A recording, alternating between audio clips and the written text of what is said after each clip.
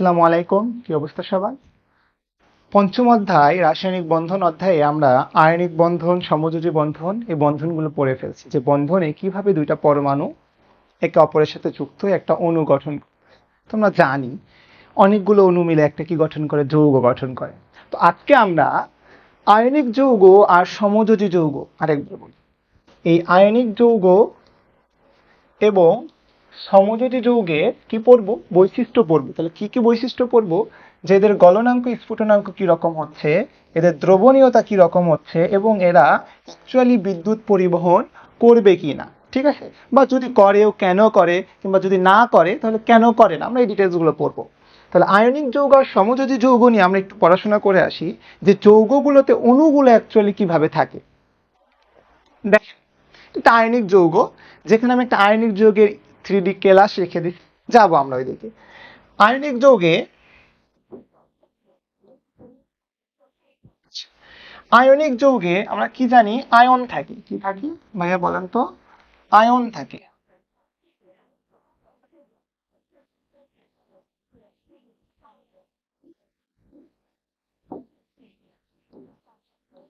Ionic যৌগে কি থাকে? Ion থাকে। দুই ধরনের আয়ন থাকে। একটা থাকে positive ion,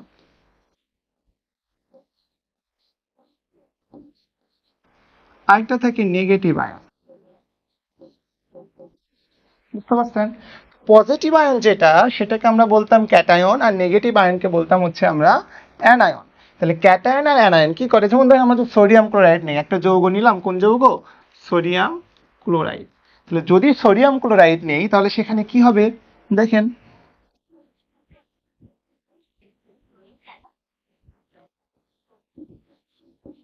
sodium plus ion থাকবে এবং ক্লোরাইড মাইনাস আয়ন থাকবে। বুঝতে পারছেন? তাহলে সোডিয়াম প্লাস আয়ন এবং ক্লোরাইড, সোডিয়াম প্লাস আয়ন এবং ক্লোরাইড মাইনাস আয়নের মধ্যে আমাদের কি বল কাজ করবে বলেন তো? কি বল কাজ করে? স্থির বৈদ্যুতিক আকর্ষণ বল কাজ করে। কি?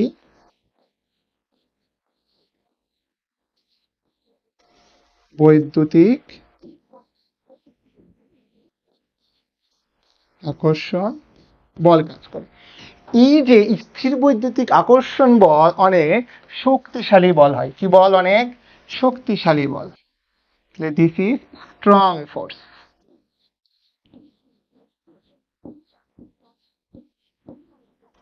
কি হয়? অনেক শক্তিশালী বল হয়। এই যে স্থির বৈদ্যুতিক আকর্ষণ বলের মাধ্যমে দুটা চার্জ, একটা ক্যাটায়ন এন্ড একটা অ্যানায়ন, একে অপরের সাথে যুক্ত হচ্ছে। এইভাবে অসংখ্য সোডিয়াম আয়ন এবং অসংখ্য ক্লোরাইড আয়ন একে অপরের সাথে যুক্ত হয়ে 3D ত্রিমাত্রিক ল্যাটিস ক্যালাস তৈরি করবে, বা ত্রিমাত্রিক একটা গঠন তৈরি করবে। যে গঠনকে আমরা কি বলতেছি? ল্যাটিস বা ক্যালাস। তাহলে দেখেন, এই যে আমি এখানে যেটা আঁকায় রাখছি সেটাই হচ্ছে ল্যাটিস বা ক্যালাস। তাহলে এটাকে কি বলা হচ্ছে? ল্যাটিস বা ক্যালাস। এই যে ল্যাটিস বা ক্যালাসে কি হয়? অসংখ্য সোডিয়াম আয়ন, দেখেন আমরা যদি গ্রিন কালার গুলোকে বলতেছি সোডিয়াম আয়ন,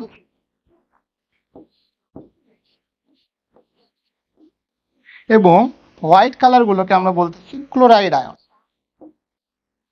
তাহলে এরকম অসংখ্য সোডিয়াম আয়ন আর অসংখ্য ক্লোরাইড আয়ন ত্রিমাত্রিক ভাবে একটা স্ট্রাকচার গঠন করে, যেখানে অসংখ্য সোডিয়াম আয়ন, অসংখ্য ক্লোরাইড আয়ন, ক্যাটায়ন, অসংখ্য ক্যাটায়ন এবং অসংখ্য অ্যানায়নের মাঝে আমাদের যে বল কাজ করে, সেই বলটাই হলো স্থির বৈদ্যুতিক আকর্ষণ বল। ভালো করে এখানে খেয়াল করেন, আমরা মাঝের যদি একটা সোডিয়াম আয়নকে পিক করি, এই যে এটা হচ্ছে আমাদের সেই সোডিয়াম আয়ন, এটাকে যদি আমরা পিক করি তাহলে দেখেন, দেখতে পাবেন,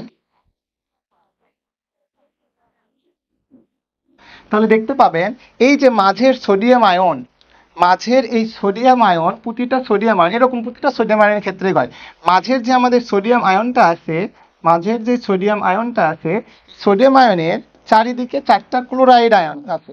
দেখেন, এখানে একটা ক্লোরাইড, দুইটা, তিনটা, চারটা, এবং পাঁচটা, উপরে একটা, ছয়টা। দেখেন, একটা সোডিয়াম আয়নের চারিদিকে টোটাল 6টা ক্লোরাইড আয়ন আছে, বুঝতে পারতেছেন?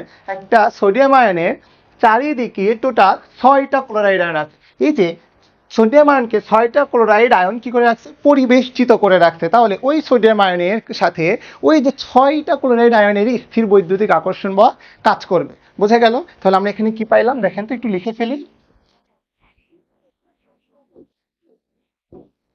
সোডিয়াম আয়ন 6টি ক্লোরাইড আয়ন দ্বারা পরিবেষ্টিত।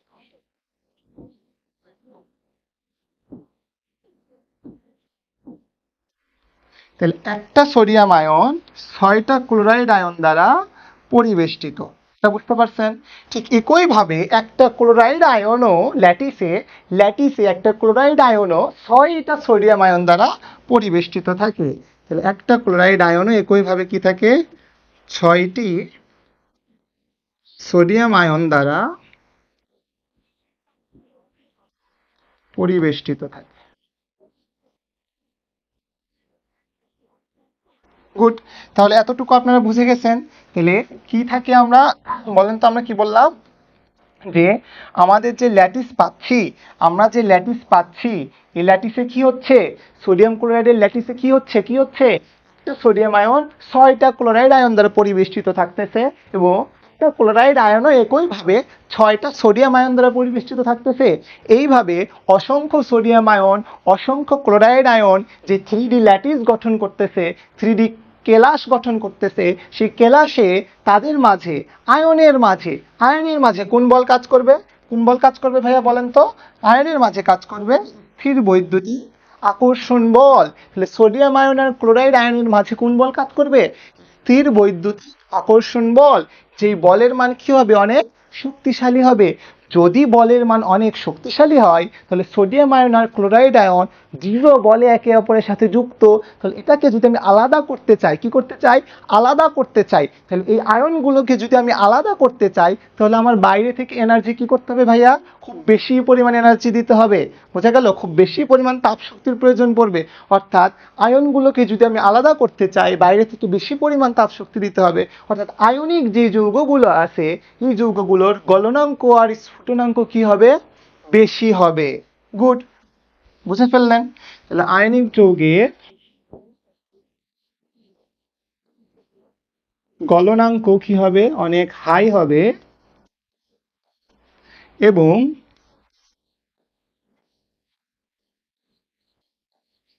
স্ফুটনাঙ্ক কি হবে? অনেক হাই হবে।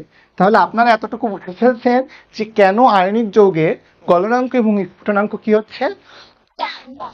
অনেক বেশি হচ্ছে। তার কারণ হলো আয়নিক যৌগে যে আয়নগুলো থাকে, অর্থাৎ আমরা যদি সোডিয়াম ক্লোরাইড নিয়ে ফেলি, যে সোডিয়াম আয়ন আর ক্লোরাইড আয়ন আছে, এরকম অসংখ্য সোডিয়াম ক্লোরাইড মিলে 3D ল্যাটিস তৈরি করতেছে।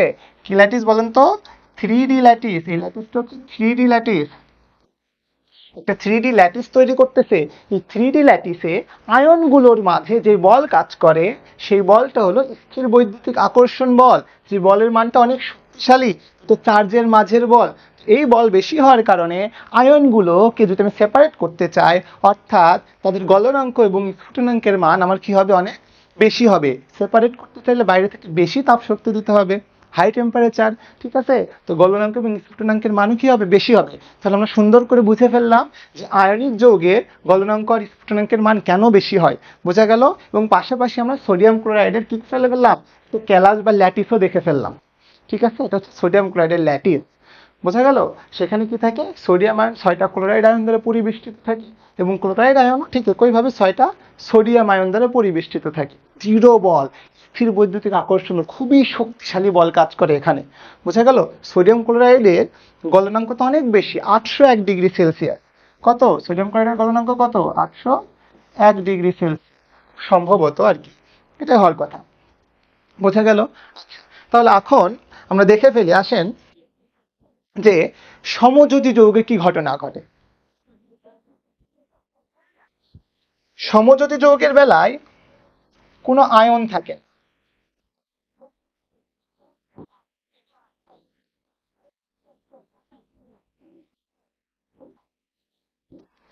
যদি কোনো আয়ন থাকে না তার মানে সেখানে কি ঘটে, ইলেকট্রনের শেয়ারিং ঘটে।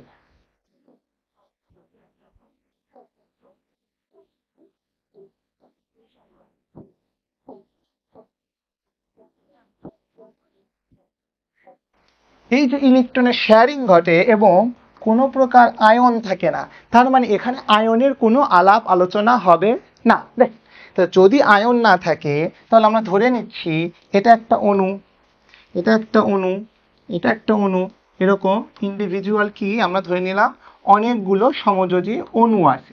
তাহলে এগুলোকে আমি কি বলছি ভাইয়া বলেন তো, অণু।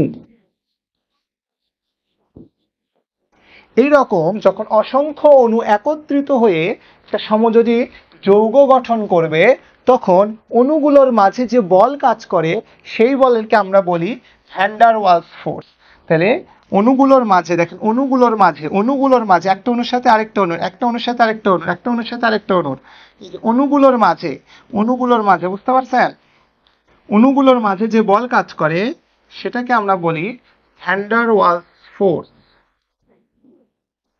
Van der Waals force. এই ভ্যান ডার ওয়ালস ফোর্সটা স্থির বৈদ্যুতিক আকর্ষণ বলের মতো অতটা কি নয়, শক্তিশালী নয়। তাহলে এই ভ্যান ডার ওয়ালস ফোর্সের মান কি হয়, অনেক দুর্বল, অনেক দুর্বল একটা ফোর্স।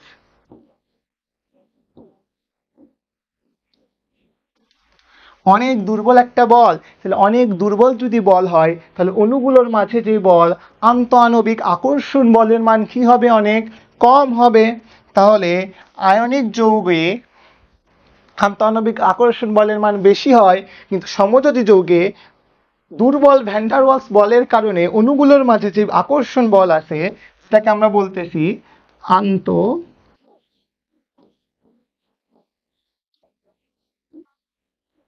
আণবিক আকর্ষণ বল। এই আন্তঃআণবিক আকর্ষণ বলের মান কি হয়, ভেরি লো।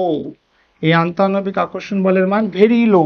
তার মানে অণুগুলোর মাঝে যে আকর্ষণ বলটা আছে সেটার মান কি, খুবই খুবই খুবই কম। যদি আকর্ষণ বল খুবই কম হয় তাহলে অণুগুলোকে যদি আমি সেপারেট করতে চাই, আলাদা করতে চাই, দূরে সরাতে চাই, তাহলে বাইরে থেকে আমার তাপ শক্তি বেশি দিতে হবে না কম দিতে হবে, কম দিতে হবে, কারণ তাদের মধ্যে আকর্ষণ বলই কম, একে অপরকে খুব দৃঢ়ভাবে ধরে নাই, দুর্বলভাবে ধরে আছে। তাহলে আমি যদি সেপারেট করতে চাই তাহলে বাইরে থেকে তাপ শক্তি কি দিতে হবে, কম দিতে হবে।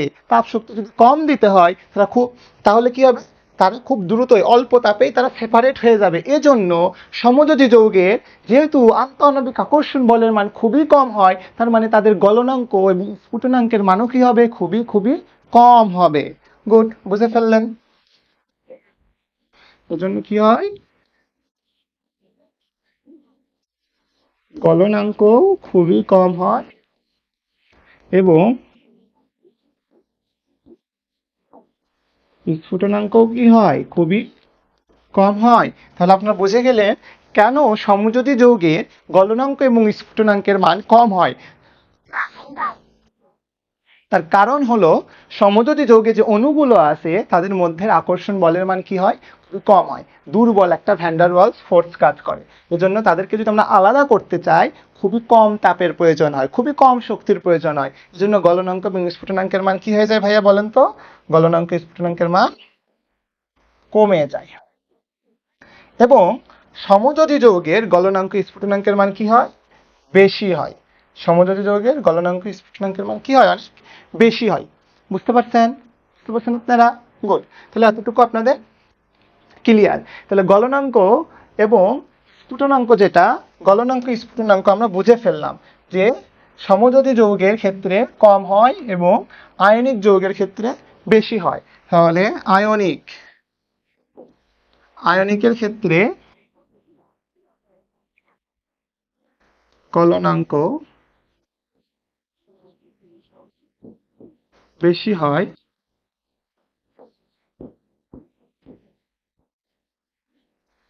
স্ফুটনাঙ্কও কি হয়, বেশি হয়। ঠিক আছে, দুটাই বেশি। বাট সমযোগী যদি দেখেন কোভ্যালেন্ট সমযোজীর ক্ষেত্রে কি হয়, গলনাঙ্ক দুটার মানই কম।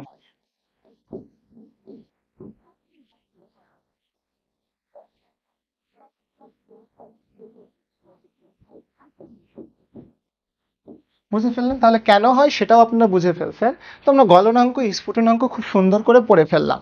ঠিক আছে ভাইয়া? তো এখন আমরা যেটা পড়বো সেটা হচ্ছে দ্রবণীয়তা। পানিতে আমাদের এই যৌগগুলো কিভাবে দ্রবণীয় হয়।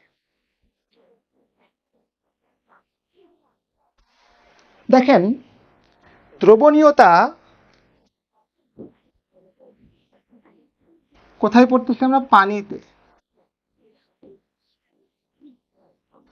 যদি আমরা পানিতে দ্রবণীয়তা পড়ি তাহলে আগে আমরা আয়নিক যৌগ পড়ে ফেলে আসি। দেখেন, আয়নিক যৌগ আমরা কি পড়ছিলাম একটু ভালো করে খেয়াল করেন, আমি একটু রিপিট করি আপনাদের জন্য। আয়নিক যৌগে যেমন ধরেন সোডিয়াম ক্লোরাইড একটা আয়নিক যৌগ, সেখানে কি হয়, সোডিয়াম আয়ন গ্যাসিয়াস এবং ক্লোরাইড আয়ন গ্যাসিয়াস। তাহলে সোডিয়াম আয়ন গ্যাসিয়াস এবং ক্লোরাইড আয়ন গ্যাসিয়াস এরা যখন একত্রে যুক্ত হয় কি করে, কিছু পরিমাণ এনার্জি তারা রিলিজ করে। যে এনার্জি রিলিজ করে করে তারা কি গঠন করে, সোডিয়াম ক্লোরাইড সলিড গঠন করে। এই এনার্জি যে রিলিজ করলো সেটাকে আমরা বলছিলাম হচ্ছে ল্যাটিস এনার্জি।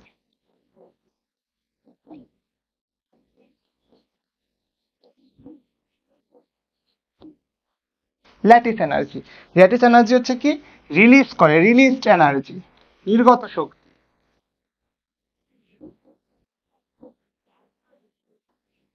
তাহলে এখন একটু বোঝাই যে gaseous sodium ion and gaseous chloride ion যখন একত্রে যুক্ত হচ্ছে তারা এনার্জি রিলিজ করে স্থিতিশীল সোডিয়াম ক্লোরাইড সলিড গঠন করতেছে। গুড। তার মানে আমি যদি একটা স্থিতিশীল সোডিয়াম ক্লোরাইডকে ভাঙতে চাই, ভেঙে যদি gaseous sodium ion gaseous chloride ion গঠন করতে চাই, তাহলে আমার তখন বাইরে থেকে যে এনার্জি দিতে হবে সেটাও ল্যাটিস এনার্জি। বুঝতে পারলেন? দেখেন, যখন দুইটা গ্যাসিয়াস আয়ন একত্রে যুক্ত হচ্ছে তারা এনার্জি রিলিজ করতেছে, করে স্টেবল সোডিয়াম ক্লোরাইড গঠন করলো। তাহলে দুইটা গ্যাসিয়াস আয়ন এনার্জি রিলিজ করে স্টেবল সোডিয়াম ক্লোরাইড গঠন করলো। তো আমি স্টেবল সোডিয়াম ক্লোরাইডকে যদি ভাঙতে চাই, যে পরিমাণ এনার্জি তারা রিলিজ করতেছিল ওই পরিমাণ এনার্জি দিয়েই আমি কি করবো, স্টেবল সোডিয়াম ক্লোরাইডকে ভাঙবো। দেখেন, স্টেবল সোডিয়াম ক্লোরাইডকে যদি আমি, সোডিয়াম ক্লোরাইড সলিড যেটা আছে সেটাকে যদি আমি ভাঙতে চাই, ভেঙে যদি gaseous sodium ion and gaseous chloride আয়নে রূপান্তর করতে চাই, তাহলে তখন আমি কি করব, এনার্জি দিতে হবে। এনার্জি কি করতে হবে, দিতে হবে। তাহলে এনার্জি প্রয়োজন। এই এনার্জিটাকেও আমরা ল্যাটিস এনার্জি বলতেছি। এই এনার্জিটাকেও আমরা কি বলতেছি, ল্যাটিস এনার্জি। এটা সেম।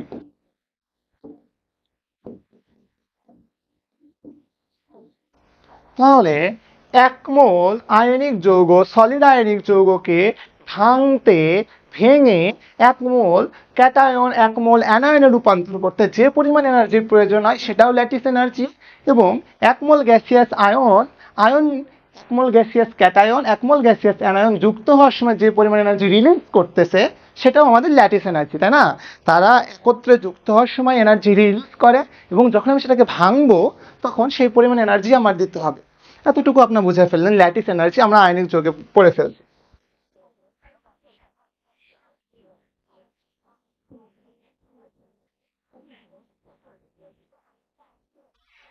এই যে আয়নিক যৌগে ভালো করে খেয়াল করেন, একটু আগে আমরা দেখে আসি আয়নিক যৌগ, এই যে সোডিয়াম আয়ন আর ক্লোরাইড আয়ন থাকলো, দেখেন গ্যাসিয়াস সোডিয়াম আয়ন আর গ্যাসিয়াস ক্লোরাইড আয়ন। তাহলে আয়নিক যৌগ এখন আমরা কিনে ডিল করতেছি, gaseous sodium ion and gaseous chloride ion.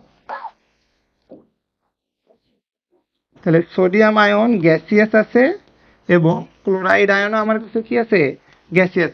তাহলে গ্যাসিয়াস সোডিয়াম আয়ন আর এই গ্যাসিয়াস ক্লোরাইড আয়ন কে যখন আমি পানির সাথে যুক্ত করব, তাহলে ভালো করে খেয়াল করে, গ্যাসিয়াস সোডিয়াম আয়ন যখন আমার পানির সাথে যুক্ত হবে, গ্যাসিয়াস ক্লোরাইড আয়ন যখন আমার পানির সাথে যুক্ত হবে তখনও তারা এনার্জি রিলিজ করবে। ভালো করে খেয়াল করেন ভাইয়া, গ্যাসিয়াস সোডিয়াম আয়ন আর গ্যাসিয়াস ক্লোরাইড আয়ন যখন 1 মোল গ্যাসিয়াস ক্যাটায়ন 1 মোল গ্যাসিয়াস অ্যানায়ন যখন পানির সাথে যুক্ত হবে, পানিতে দ্রবণীয় হতে যাবে, তখন তারা কি করবে, আবারও কিছু পরিমাণ এনার্জি রিলিজ করবে, আবারও কিছু পরিমাণ এনার্জি রিলিজ করবে। তাহলে পানিতে যুক্ত হওয়া, পানির সাথে দ্রবণীয় হওয়া, এই টার্মকে আমরা বলি হাইড্রেশন। এই টার্মকে আমরা কি বলি, হাইড্রেশন। তাহলে হাইড্রেশন প্রক্রিয়ায় যে পরিমাণ এনার্জি তারা আবার রিলিজ করতেছে সেটাকে বলতেছি হাইড্রেশন এনার্জি। সেটাকে আমরা কি বললাম, হাইড্রেশন এনার্জি। তাহলে ভাই আপনারা বুঝতে পারছেন, কি বুঝলেন, যে যখন gaseous sodium ion gaseous chloride একে অপরের সাথে যুক্ত হয়ে সোডিয়াম ক্লোরাইড গঠন করতেছে, তখন সেটাকে আমরা যে পরিমাণ এনার্জি রিলিজ করতেছে সেটাকে আমরা বলতেছি lattice energy.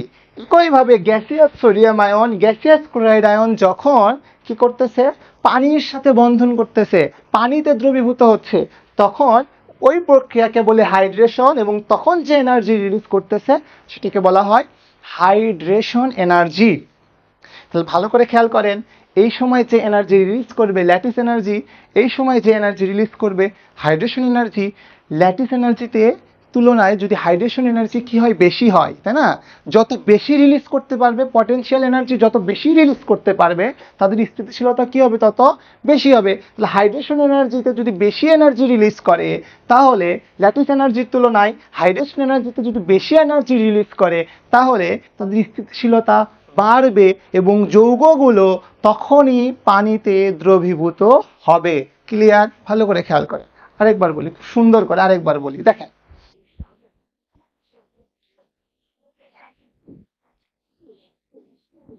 Gaseous sodium ion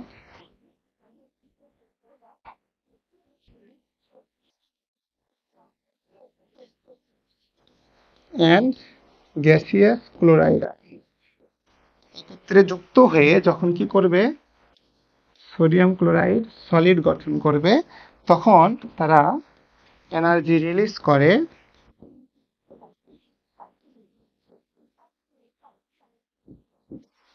তখন সেটাকে আমরা বলি lattice energy.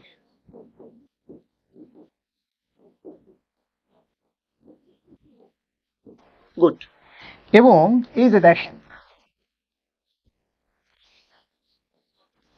Sodium ion gaseous যখন পানির সাথে যুক্ত হবে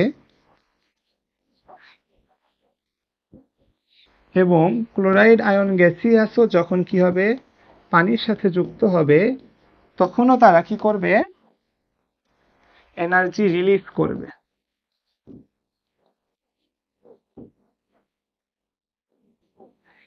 এনার্জি রিলিজ করবে, এই এনার্জিটাকে আমরা বলি হাইড্রেশন এনার্জি।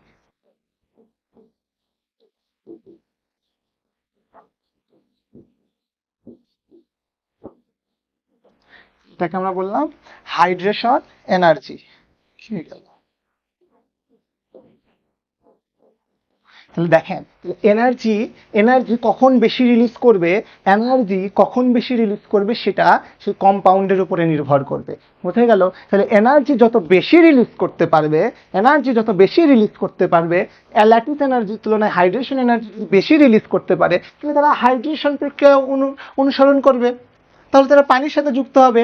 আর যদি ল্যাটিস এনার্জিতে বেশি এনার্জি রিলিজ হয়, তাহলে তারা পানির সাথে যুক্ত হবে না, সলিড অবস্থায় থেকে যাবে। আমার কথা বোঝা গেল? এনার্জি বেশি রিলিজ করতে পারাটাই কি হয়ে যাবে, তাদের জন্য বেশি স্থিতিশীল হওয়ার কারণ হয়ে যাবে। তাহলে দেখেন, এনার্জি যত রিলিজ করতে পারবে তত সুবিধা। এনার্জি যদি ল্যাটিস গঠনের সময় যদি বেশি এনার্জি রিলিজ করতে পারে, তাহলে তারা ল্যাটিস গঠন করবে। আর যদি হাইড্রেশনের সময় যদি বেশি এনার্জি রিলিজ করতে পারে, তাহলে তারা হাইড্রেশন প্রক্রিয়ায় চলে যাবে, অর্থাৎ তারা পানিতে দ্রবীভূত হবে। তার মানে পানিতে দ্রবীভূত হওয়ার কন্ডিশন হলো হাইড্রেশন এনার্জির মান ল্যাটিস এনার্জির মানের তুলনায় কি হতে হবে ভাইয়া, বেশি হতে হবে। তাহলে গুড, আপনারা বুঝে ফেললেন। তাহলে পানিতে দ্রবীভূত হওয়ার জন্য আমাদের শর্ত হলো হাইড্রেশন এনার্জির তুলনায় ল্যাটিস এনার্জির মান কি হইতে হবে, বেশি হইতে হবে। হাইড্রেশন এনার্জির তুলনায় ল্যাটিস এনার্জির মান কি হইতে হবে? কম হইতে হবে। আরেকবার বলি, যত বেশি এনার্জি রিলিজ করতে পারবে তত বেশি স্থিতিশীল। তাহলে হাইড্রেশন এনার্জিতে যদি বেশি এনার্জি রিলিজ হয়, হাইড্রেশন প্রক্রিয়া যদি বেশি এনার্জি রিলিজ হয় ল্যাটিস গঠনের তুলনায়, তাহলে হাইড্রেশন প্রক্রিয়া ফলো করবে। তার মানে পানিতে দ্রবীভূত হওয়ার শর্ত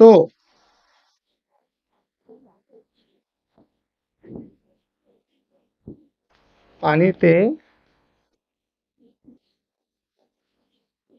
দ্রবীভূত হওয়ার শর্ত কি শর্ত? Hydration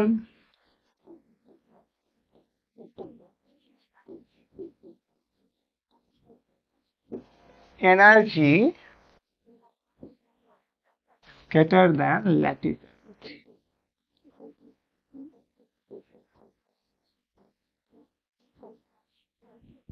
good. আপনারা বুঝতে পারছেন যে কেন হাইড্রেশন এনার্জির মান ল্যাটিস এনার্জির তুলনায় কি হইতে হবে? বেশি হইতে হবে। কারণ সেখানে বেশি পরিমাণ এনার্জি রিলিজ করে তারা বেশি পরিমাণ স্থিতিশীল হতে পারবে। তাহলে বুঝে ফেললেন যে একটা যৌগ কখন ল্যাটিস গঠন না করে পানির সংস্পর্শে এসে হাইড্রেশন প্রক্রিয়ায় চলে যাবে, যখন তার হাইড্রেশন এনার্জির মান বেশি হবে ল্যাটিস এনার্জির মানের তুলনায়। তার ল্যাটিসটা তখন ভেঙে যাবে, ঠিক আছে, ভেঙে সে পানিতে দ্রবীভূত হয়ে যাবে। তাহলে আয়নিক যৌগ এখন কিভাবে পানিতে দ্রবীভূত হয় সেটা আমরা দেখে ফেলি। আমরা জানি সোডিয়াম ক্লোরাইড পানিতে দ্রবণীয় হয়, কারণ তার হাইড্রেশন এনার্জির মান ল্যাটিস এনার্জির মানের তুলনায় কি হয়? বেশি হয়।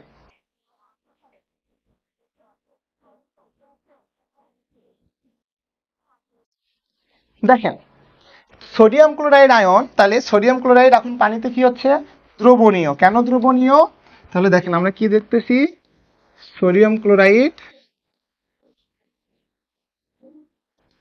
পানিতে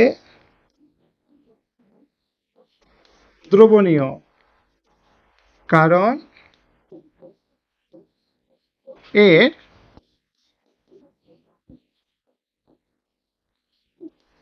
hydration energy is greater than lattice energy.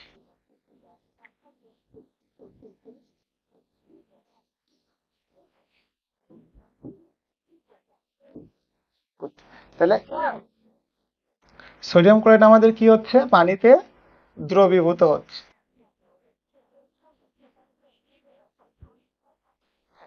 তাহলে সোডিয়াম ক্লোরাইড পানিতে দ্রবীভূত হচ্ছে, তার কারণ হলো এর হাইড্রেশন এনার্জি ল্যাটিস এনার্জির তুলনায় কি?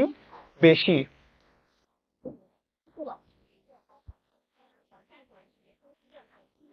তাহলে কিভাবে দ্রবীভূত হয় এখন আমরা একটু সেটা দেখে ফেলি।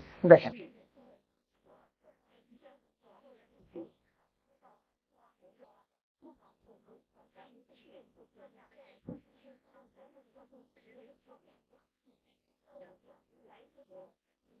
দেখেন আমরা জানি একটা আয়নিক যৌগ অর্থাৎ সোডিয়াম ক্লোরাইডে দুই ধরনের আয়ন থাকে, ক্যাটায়ন থাকে আর একটা অ্যানায়ন থাকে। তাহলে দেখেন সোডিয়াম ক্লোরাইডে আমাদের কি আছে? সোডিয়াম প্লাস আছে অ্যান্ড ক্লোরাইড মাইনাস। এবং যেহেতু পানিতে দ্রবীভূত হবে, পানিতে কি থাকে? পানিতে আমার অক্সিজেন থাকে, হাইড্রোজেন থাকে এবং এই পাশে আরেকটা হাইড্রোজেন। আমরা জানি অক্সিজেন হয়ে যায় ডেল্টা নেগেটিভ, অক্সিজেন কি হয়? ডেল্টা নেগেটিভ, এবং হাইড্রোজেন হয়ে যায় ডেল্টা পজিটিভ। তাহলে ডেল্টা নেগেটিভ হয়ে গেল অক্সিজেন এবং হাইড্রোজেন হয়ে গেল আমাদের ডেল্টা পজিটিভ। বুঝতে পারতেছেন? দেখেন, তাহলে এই যে ডেল্টা নেগেটিভ আর ডেল্টা পজিটিভ, এটা আমাদের বোঝা দরকার। সোডিয়াম ক্লোরাইডে থাকে আমার পজিটিভ অ্যান্ড নেগেটিভ। যখন সোডিয়াম ক্লোরাইড পানির কাছাকাছি আসবে, তখন পানির ঋণাত্মক প্রান্তটা এই যে আমাদের লবণের বা সোডিয়াম ক্লোরাইডের বা আয়নিক যৌগের ধনাত্মক প্রান্তের দিকে অগ্রসর হবে, ধনাত্মক প্রান্তমুখী হবে। দেখাই আমি এই যে ধরেন সোডিয়াম প্লাস, তাহলে এর দিকে কে মুখ করে থাকবে? অক্সিজেন, কারণ অক্সিজেন কি? Delta negative. অক্সিজেন কি? Delta negative. গুড। এইভাবে যখনই ডেল্টা নেগেটিভ, দেখেন পানির অণুর নেগেটিভ প্রান্ত সোডিয়াম ক্লোরাইডের বা আয়নের পজিটিভ প্রান্তের দিকে অগ্রসর হবে। অগ্রসর হয়ে কি ঘটনা ঘটাবে দেখেন, এই যে চারিদিক দিয়ে ঘিরে নেবে।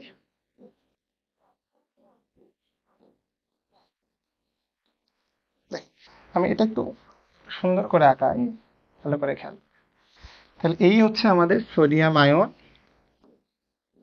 সোডিয়াম আয়নের চারিদিকে অক্সিজেন অক্সিজেনের যে নেগেটিভ প্রান্তগুলো আছে সেগুলো আসবে।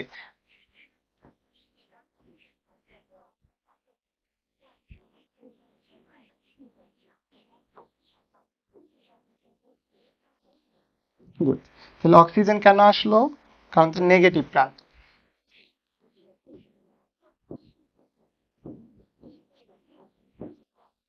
পানির অণু আবার ভাঙবে না, পানির অণুই থাকবে। পানির অণুই থাকবে, শুধুমাত্র সোডিয়াম প্লাসের চারিদিকে অক্সিজেন আসবে, কারণ অক্সিজেন হয়ে গেছে কি আমাদের ডেল্টা নেগেটিভ। Delta negative.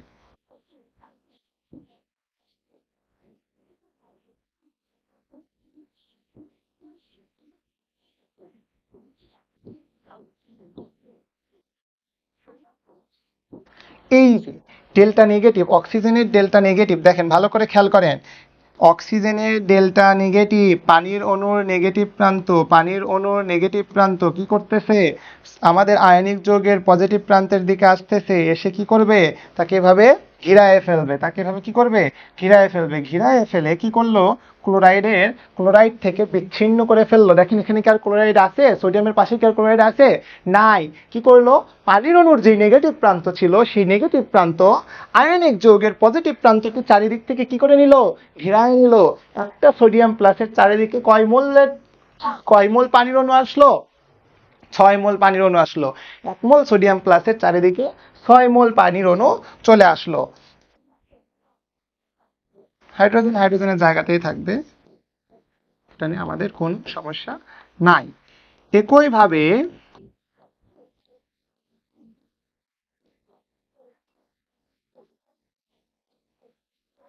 এবং হাইড্রোজেন ডেল্টা পজিটিভই থাকবে। Delta positive, delta positive.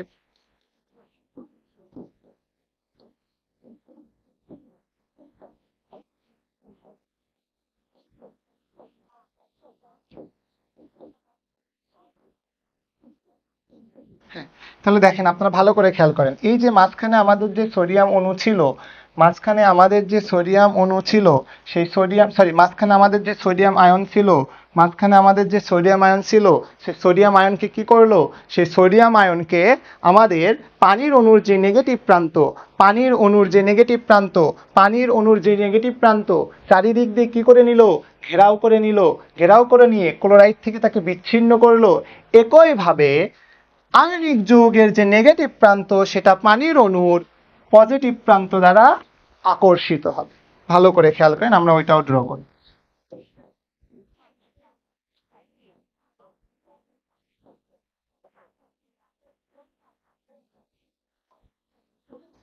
Chloride minus, তাহলে এর দিকে কে থাকবে?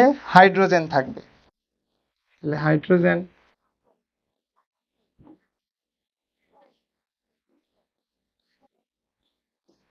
এই যে, ভালো করে খেয়াল করেন।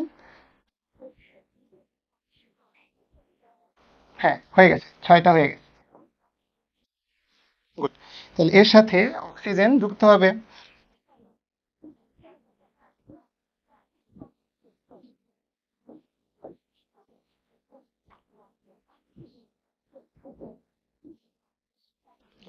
তাহলে অক্সিজেনের জায়গায় অক্সিজেন থাকবে।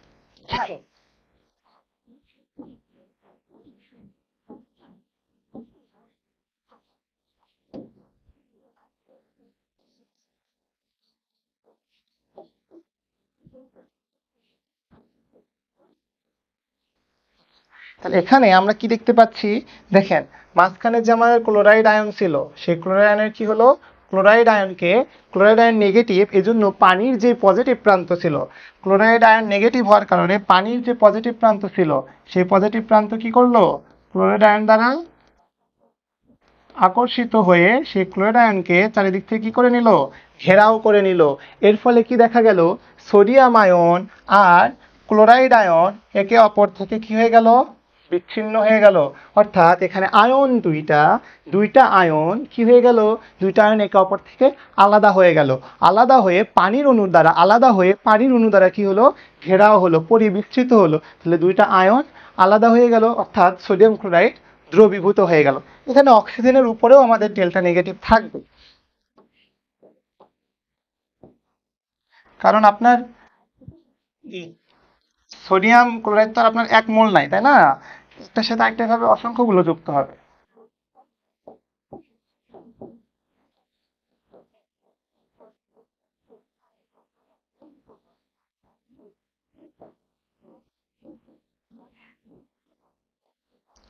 তাহলে আমরা দেখে ফেললাম যে কি হচ্ছে, অ্যাকচুয়ালি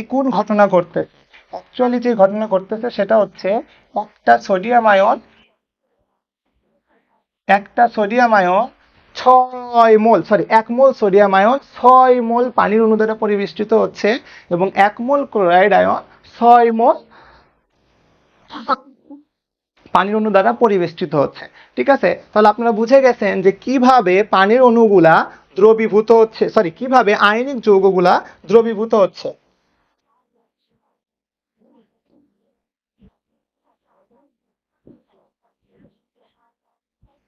সুন্দর করে ফেলি চিত্রগুলা।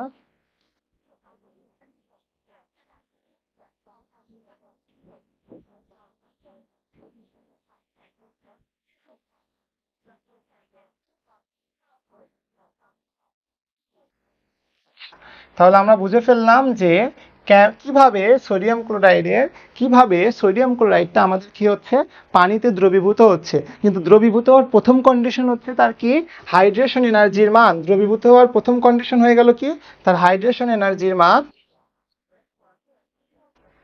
দ্রবীভূত হওয়ার প্রথম কন্ডিশন হলো তার হাইড্রেশন এনার্জির মান ল্যাটিস এনার্জির তুলনায় কি হইতে হবে, বেশি হইতে হবে। যদি বেশি হয় তারপরে সে এইভাবে দেখ, পানির অণু দ্বারা ক্যাটায়নটা পানির অণুর নেগেটিভ প্রান্ত দ্বারা পরিবেষ্টিত হবে, এবং অ্যানায়নটা পানির অণুর আংশিক পজিটিভ প্রান্ত দ্বারা পরিবেষ্টিত হবে। ভালো করে খেয়াল করেন একটা জিনিস গুড। এই জিনিসটা হলো, পানির অণুতে আমরা এগুলোকে কি বলতাম, আংশিক পজিটিভ আংশিক নেগেটিভ। দ্যাট মিনস দুইটা প্রান্ত তৈরি হয় পোল মানে প্রান্ত, আর ডাই মানে কি, দুই। মানে পানির অণু ডাইপোল, পানির অণুতে ডাইপোল তৈরি হয়, দুটা প্রান্ত তৈরি হয়, আংশিক ধনাত্মক আর আংশিক ঋণাত্মক। আর আয়নিক যৌগের এগুলোকে আমরা কি বলি, আয়ন বলি। তাহলে পানির অণুর আংশিক ধনাত্মক আংশিক ঋণাত্মক ডাইপোল, আয়নিক যৌগের এগুলোকে আমরা আয়ন বলতেছি। তাহলে এখানে কি হচ্ছে, ডাইপোল আর আয়নের মধ্যে ইন্টারাকশন হচ্ছে। আবার বলি, দেখেন এখানে কি হচ্ছে, ডাইপোল আর আয়নের মধ্যে ইন্টারাকশন হচ্ছে।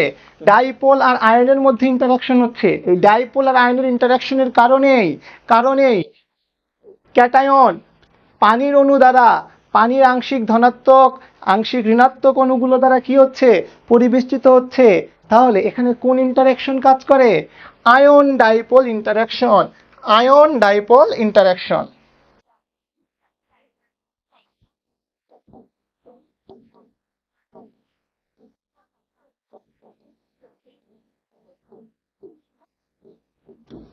তাহলে এখানে কোন ধরনের ইন্টারাকশন কাজ করতেছে ভাইয়া বলেন তো, আয়ন ডাইপোল ইন্টারাকশন।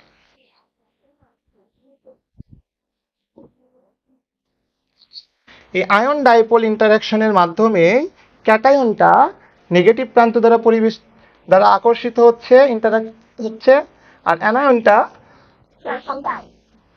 পানির পজিটিভ প্রান্ত দ্বারা পরিবেষ্টিত হচ্ছে। গুড। তাহলে আপনারা এতটুকু বুঝে ফেললেন যে পানির অণুগুলো কিভাবে আয়নিক যৌগের ক্যাটায়ন আয়নকে আলাদা করে দিচ্ছে। তাহলে আমাদের কাছে ছিল সলিড সোডিয়াম ক্লোরাইড। সেই সলিড সোডিয়াম ক্লোরাইড দেখেন, NaCl সলিড ছিল, সেই NaClটা পানিতে যাওয়ার পরে সোডিয়াম প্লাস আর ক্লোরাইড মাইনাসে রূপান্তর হয়ে গেল, যেগুলো পানির অণু দ্বারা পরিবেষ্টিত। এজন্য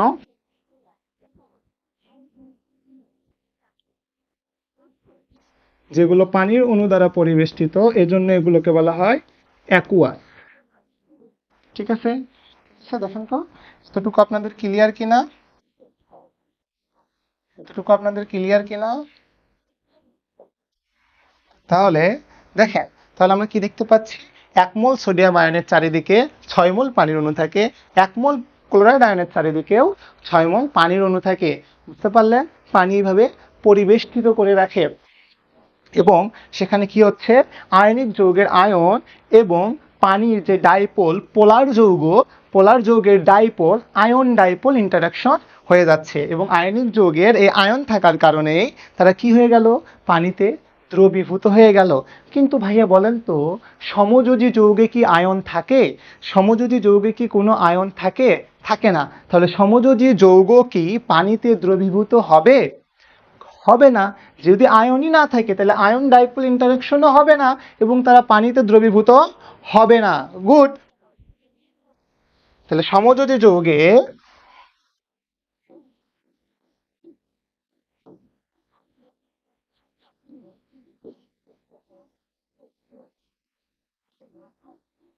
সমযোজী যৌগে নো আয়ন, মানে আয়ন থাকে না। তাহলে এরা পানিতে দ্রবীভূত হবে না।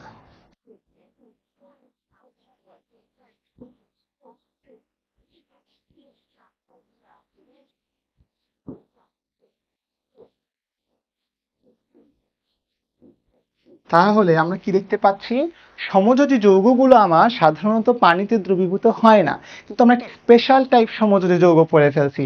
যেই সমযোজী যৌগগুলোকে আমরা বলতাম পোলার সমযোজী যৌগ। কি সমযোজী যৌগ? পোলার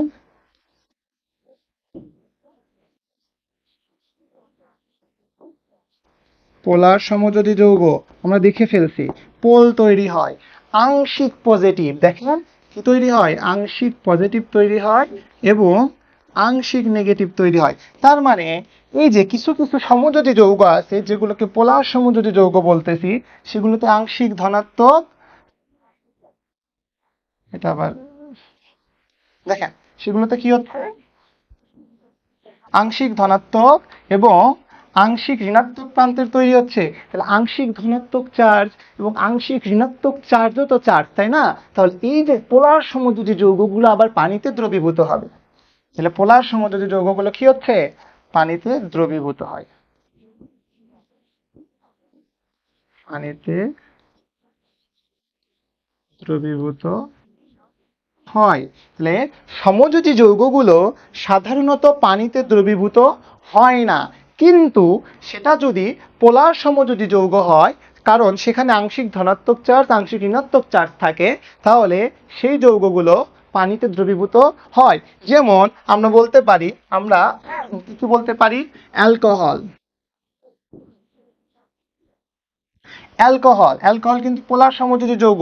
অ্যালকোহলে কিন্তু আংশিক পজিটিভ চার্জ আংশিক নেগেটিভ চার্জ থাকে। ঠিক আছে, যারা এটা বুঝতেছেন না আমাদের লেকচারটা করে আসেন, পোলার সমযোজী যৌগ বা সমযোজী যৌগের আয়নিক বৈশিষ্ট্য, ওখানে আমরা ডিটেলস আলোচনা করছি যে অ্যালকোহল কিভাবে পোলার সমযোজী যৌগ। অ্যালকোহল, তারপরে কি হতে পারে, গ্লুকোজ। ঠিক আছে, তাহলে অ্যালকোহল গ্লুকোজ এরা কিন্তু আবার কি হয়, পানিতে দ্রবীভূত হয় সমযোজী যৌগ হওয়ার পরেও, বাট এই যৌগগুলো পোলার সমযোজী যৌগ। তাহলে আমরা খুব সুন্দর করে পড়ে ফেললাম যে একটা আয়নিক যৌগ কেন পানিতে দ্রবীভূত হয় এবং কেন একটা সমযোজী যৌগ পানিতে দ্রবীভূত হবে না। তাহলে দেখেন, পানিতে দ্রবণীয়তাও আমরা খুব সুন্দর করে বুঝে ফেললাম যে আয়নিক যৌগগুলো পানিতে দ্রবীভূত হয় এবং তারা কি হয়, ভালো করে দেখেন, এই চিত্রটা কিন্তু আপনাদের লাগবে, সুন্দর করে আঁকায় ফেলবেন। তারা কি হয়, পানির অণু দ্বারা পরিবেষ্টিত হয়, ক্যাটায়ন অ্যানায়ন পানির অণু দ্বারা কি হচ্ছে, পরিবেষ্টিত হচ্ছে এবং সমযোজী যৌগগুলো আমাদের পানিতে দ্রবীভূত হবে না, কারণ সেখানে কোনো প্রকার আয়ন থাকে না, তাই না? সেখানে কোনো প্রকার কি থাকে না, আয়ন থাকে না। বুঝতে পারছেন ভাইয়ারা? দেখেন ওকে, গুড। আমাদের এখনকার টপিক হলো বিদ্যুৎ পরিবাহিতা। এটাও আমরা আয়ন দিয়ে ব্যাখ্যা করব, এটাও খুবই ইজি। আয়নিক যৌগ, দেখেন আয়নিক যৌগ,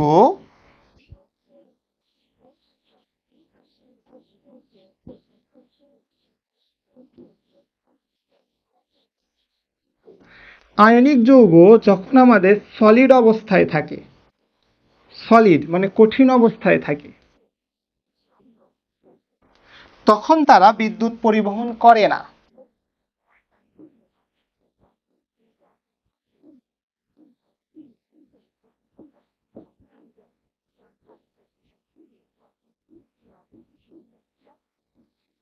তাহলে কি পাইলাম দেখেন তো, আয়নিক যৌগগুলো যখন সলিড অবস্থায় থাকে তখন তারা বিদ্যুৎ পরিবহন করে না।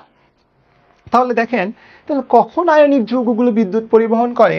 যখন আপনি আয়নিক যৌগগুলোকে, যখন আপনি আয়নিক যৌগগুলোকে অ্যাকুয়াস করবেন, জলীয় দ্রবণ, জলীয় দ্রবণ অ্যাকুয়াস, জলে দিবেন, জলে দিলে কি সুবিধা? লবণকে জলে দিলে কি সুবিধা? যদি আপনি সোডিয়াম ক্লোরাইডকে, সোডিয়াম ক্লোরাইডকে যদি আপনি কি করেন, জলে দেন, জলে দিলেন, তখন আপনি কি পাবেন? এই যে সোডিয়াম আয়ন পাবেন, অ্যান্ড ক্লোরাইড আয়ন পাবেন। এই যে sodium ion and chloride ion যে পাইলেন, এই আয়নগুলাই আমার কি করবে? বিদ্যুৎ পরিবহন করবে। এই যে আয়নগুলো পাইলেন, এই আয়নগুলোই আমার কি করবে? বিদ্যুৎ পরিবহন করবে। তাহলে আয়নিক যৌগ সলিড অবস্থায় বিদ্যুৎ পরিবহন করে না, কিন্তু অ্যাকুয়াস অবস্থায় তারা বিদ্যুৎ পরিবহন করে।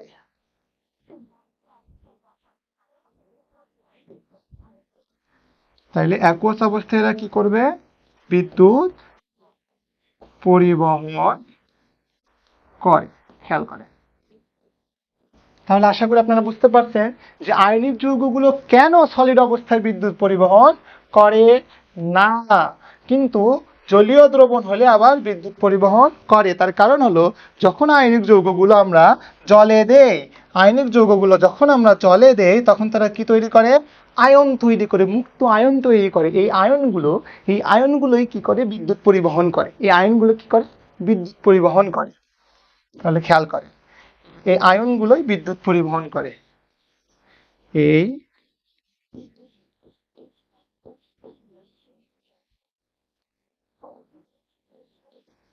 আয়নগুলো বিদ্যুৎ পরিবহন করে। সলিড অবস্থায় তো আমি আর মুক্ত আয়ন পাবো না, তাই না? সলিড অবস্থায় কি পাবো না? মুক্ত আয়ন পাবো না। সলিড অবস্থায় মুক্ত আয়ন পাবো না। ভালো করে খেয়াল করেন, আয়নিক যৌগ যখন সলিড থাকে তখন তারা 3D ক্রিস্টাল গঠন করে। ওই ক্রিস্টালে আয়নগুলোর মাঝে কি থাকে? খুবই শক্তিশালী স্থির বৈদ্যুতিক আকর্ষণ বল কাজ করে। এই যে স্থির বৈদ্যুতিক আকর্ষণ বল কাজ করার কারণে সেখানে আয়নগুলো বিদ্যুৎ পরিবহন করতে পারে না, কেননা তারা চলাচল করতে পারে না। কিন্তু আয়নিক যৌগগুলোকে যখন আমরা জলে দিব, দ্রবীভূত করব, তখন তাদের আয়নগুলো বিচ্ছিন্ন হয়ে যায়, পানির অণু দ্বারা পরিবেষ্টিত হয়ে ক্যাটায়ন আর অ্যানায়ন বিচ্ছিন্ন হয়ে যায়। যেই বিচ্ছিন্ন আয়নগুলো, এই বিচ্ছিন্ন আয়নগুলোই কি করে? বিদ্যুৎ পরিবহন করে। মানে আয়নিক যৌগ কঠিন অবস্থায় বিদ্যুৎ পরিবহন না করলেও জলীয় দ্রবণ আমাদের কিন্তু বিদ্যুৎ পরিবহন করবে। কিন্তু আমরা যদি সমযোজী যৌগের বেলায় খেয়াল করি, সমযোজী যৌগে কিন্তু কখনোই আয়ন থাকে না। তাহলে সমযোজী যৌগের জলীয় দ্রবণ কিন্তু আমাদের বিদ্যুৎ পরিবহন করবে না।